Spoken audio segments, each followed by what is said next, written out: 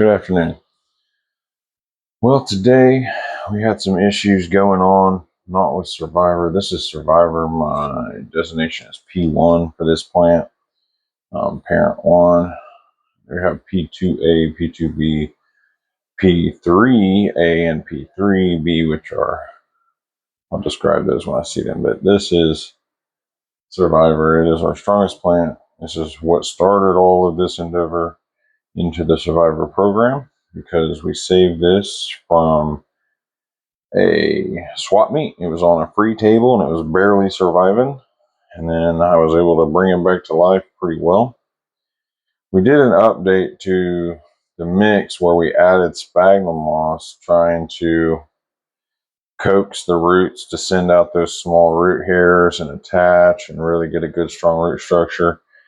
And this plant seems to be thriving, but because of the findings that we had today when we were removing the death plugs, I want to pull Survivor and verify that the mix is a good mix with an orchid pot with the holes.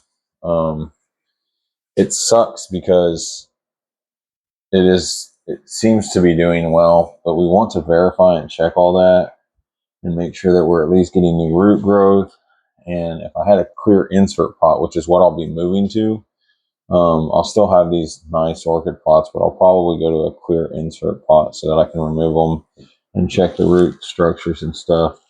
But the whole key here is that I want to make sure that I probably actually can't pull this because the signs are too good that it's doing better than expected. Mainly because we've got a legit top here, and this thing is like robust. That's a full rhizome pop. That's not just shooting a leaf out, which is weird. You think you'd see a leaf and then the rhizome build underneath it, but in this instance it's making a whole new stock from scratch. Good green node forming on it. We've got giant nodes on the sides. We have, looks like two. I've never seen that before. We have two leaves being produced, one here and one up here simultaneously off of this side shoot rhizome, which has a single big leaf. And then we have another, this is a leaf, and you have another leaf coming there. So it's literally doing so well that we have three leaves and an entire another plant being formed on the side. I mean, I act in urgency a lot of times, and I was just about to pull this to verify that my mixture is working as it's intended to, but I'm gonna have to go against my own inclinations because we have a white aerial root right there. The mix is wet right now, but that's because it got watered today. So it's in a high, the thing that I was worried about is that I've changed so many things so quickly, which is not a good way to perform science. You want to change one thing at a time and document. But I had to get these guys on the right path quick so that we could start the Survivor project with them. And because the whole project is named off of this plant right here. And here's the reason. And it's because it's a beast and it just takes the beatings and keeps going. From day one, it's done that. It was in terrible potting soil and everything. When I found it, the rhizome was barely connected to the root structure via an actual literal mobile connection. And I just buried it a lot deeper than normal and put it in a crappy Dollar General soil mix. And then later on, after it was nice and big like this, I came to find that it was just infested with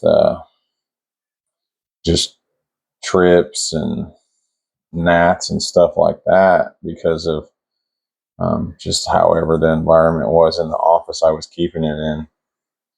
And then we pulled it from its pot and put it in this mix. And it really went through hell. It lost 2-3 leaves on the bottom, killed its new emergent leaf. And that's where I base a lot of my information off of, with a real healthy plant, what it's going to do when you do these things to it. And then it rebounded well, and it's quite beautiful. It produced this one's a little ugly here, but this is its newest leaf so far, but it's barely hardening off.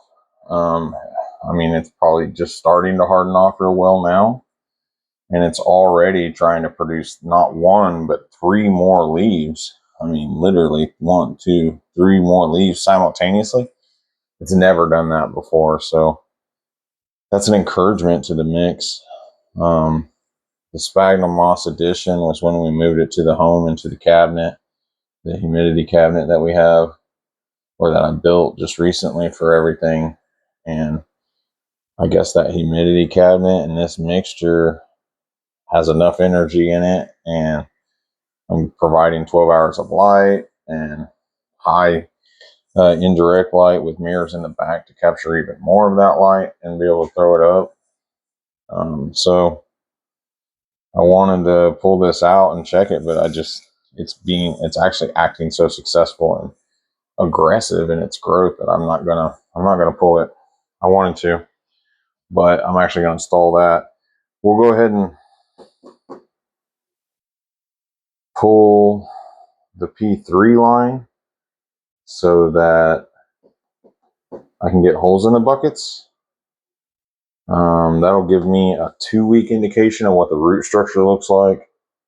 I don't really want to have to do that, but I do have to get holes in those pots, and I don't want to drill into roots, because the drill will go and then it'll just boom right through, and I don't want to catch a root and then just pull the whole root thing. So we're definitely going to have to pull those to get holes in their pots.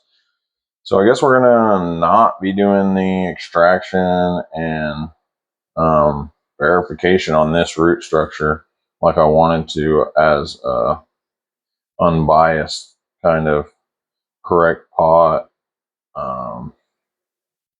Just double check, because all of the signs of growth on this are just extremely in the positive, enough so that I don't need to do that. So we'll come back on another video, and we will not be pulling this one, but we will be pulling the P3 line because they need holes in their pots.